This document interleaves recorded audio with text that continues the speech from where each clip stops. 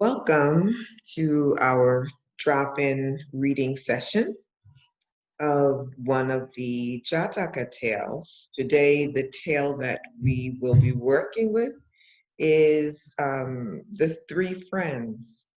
And so I'm going to pull that one up for us so that we can share this together. Let's see if I can make our slideshow happen here.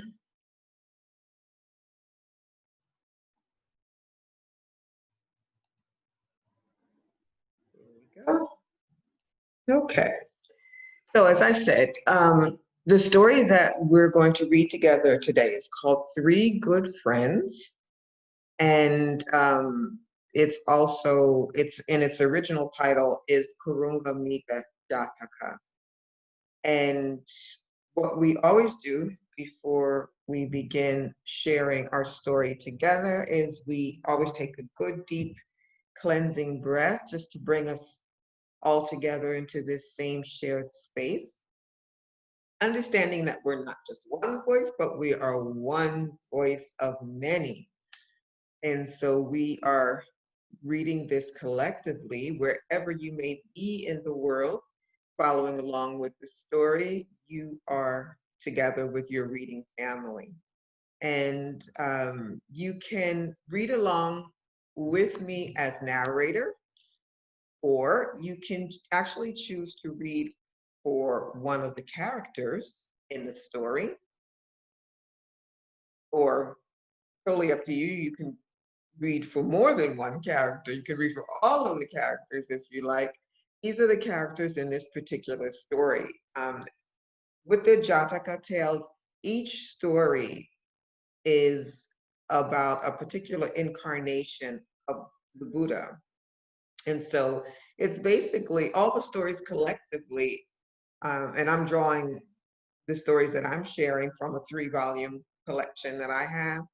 And each of these stories is a reflection on some teaching of the Buddha. And so, as told through his different incarnations, sometimes it's human incarnation, sometimes animal incarnation, some sentient being, some incarnation of a sentient being.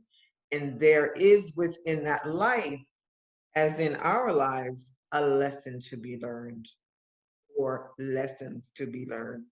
And so the characters that we have today, we have the Buddha, and also, who is also the Bodhisattva in this story. Devadatta is another character, Brahmadatta, the antelope, the turtle, the woodpecker, and the hunter. Again, you can choose to read for any one of those characters or as many characters, including the narrator, as you like. The characters here are listed in red, and that corresponds with inside the text of the story. You will also see their names in red, and that way you know you have some lines coming up to read. So let's take that cleansing breath together before we begin, just to settle ourselves. You can feel comfortable however you are seated and allow your body to relax. And let's bring a cleansing breath in.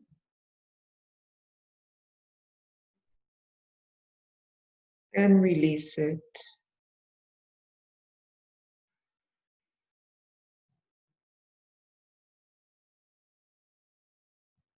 And allow your mind, your spirit to just drop right into the story. It was while staying in Velavana that the Buddha told the story about Devadatta. When the Buddha heard that Devadatta was plotting to kill him, he said, "It was the same long ago. Devadatta tried to kill me then, just as he is trying now." Then he told this story of the past. Long, long ago, when Brahmadatta was reigning in Varanasi, the Bodhisattva was born as an antelope and lived near a lake in a forest. A turtle lived in the lake, and in the tree nearby lived a woodpecker. The three animals were friends and lived together in harmony. One day, a hunter wandering through the forest looking for game observed the antelope's hoof prints going down to the water. Right at that spot, he set a snare with strong leather thongs and returned home. That night, as the antelope was going down to the lake to drink, he was caught in the snare. In fear and distress, he cried aloud. Hearing their friend, the woodpecker flew down from the treetop and the turtle came out of the water.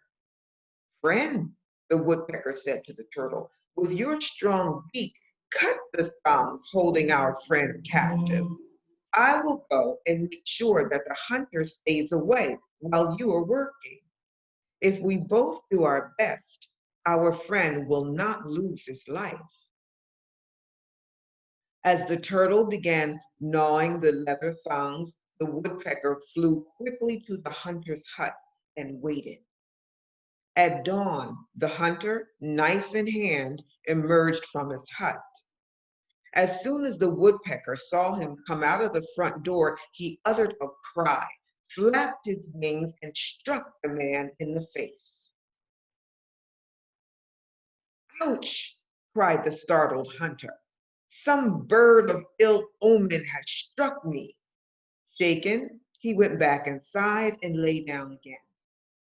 A little later, he got up and picked up his knife.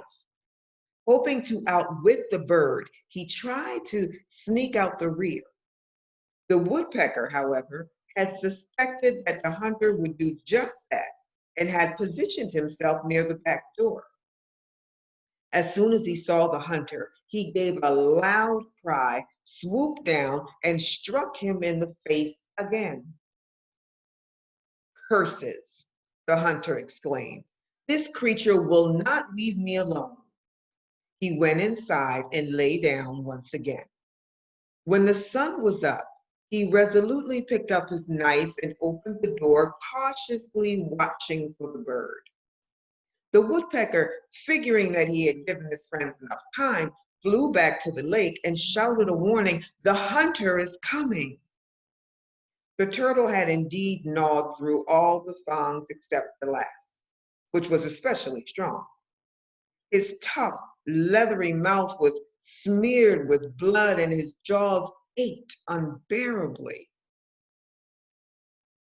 As soon as the antelope saw the hunter approaching with his sharp knife, he made a great effort, which burst the last thong, and he leapt to safety. The woodpecker flew up to the top of the tree, but the turtle was so exhausted that he could not move. Chortling at his fortune, the hunter threw the hapless turtle into a sack, which he tied to a tree.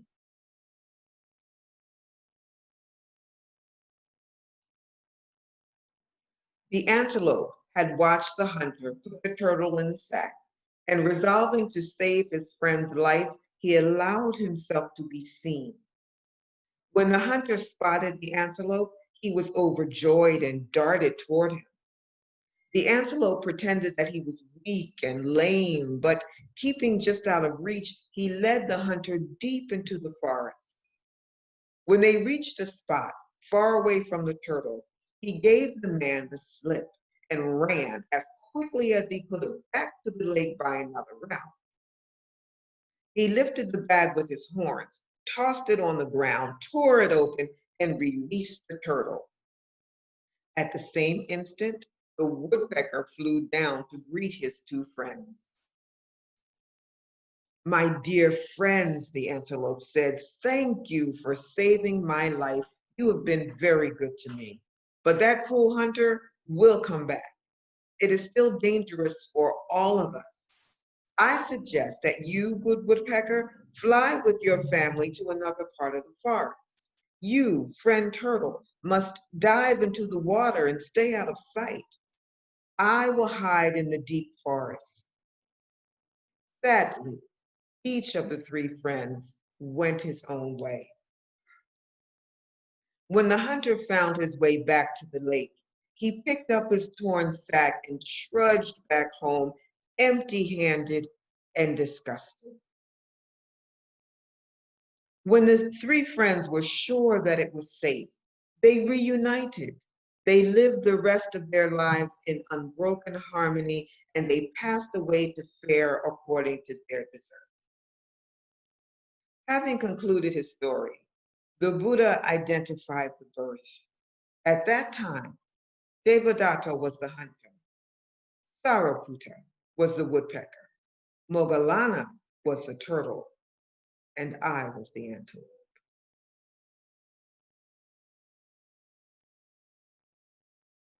There we have it. The three good friends.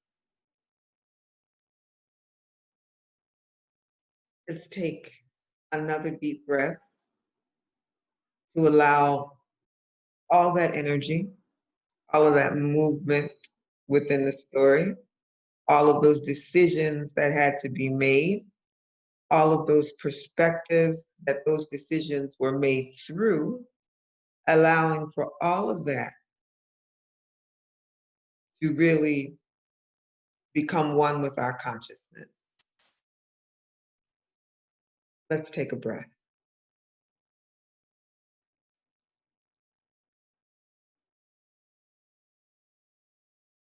And exhale.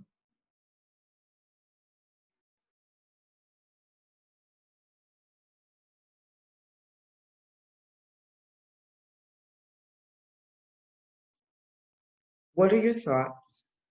What are your feelings? Allow yourself to perhaps feel as the turtle felt.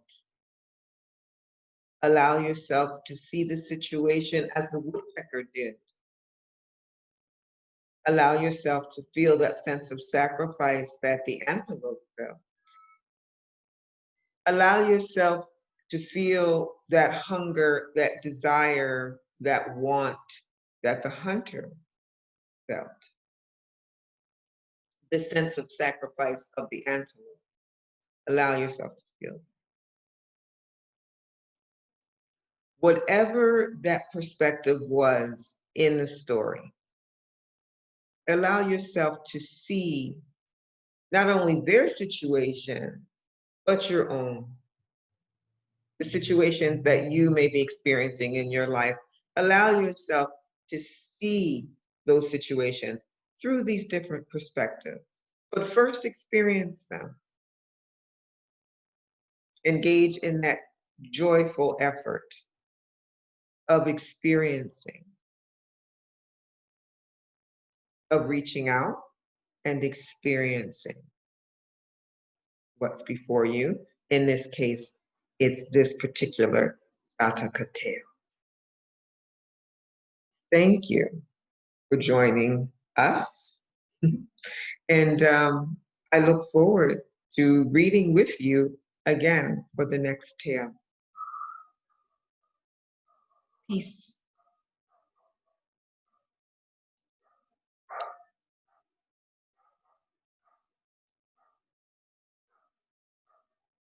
I hear a wonderful dog outside.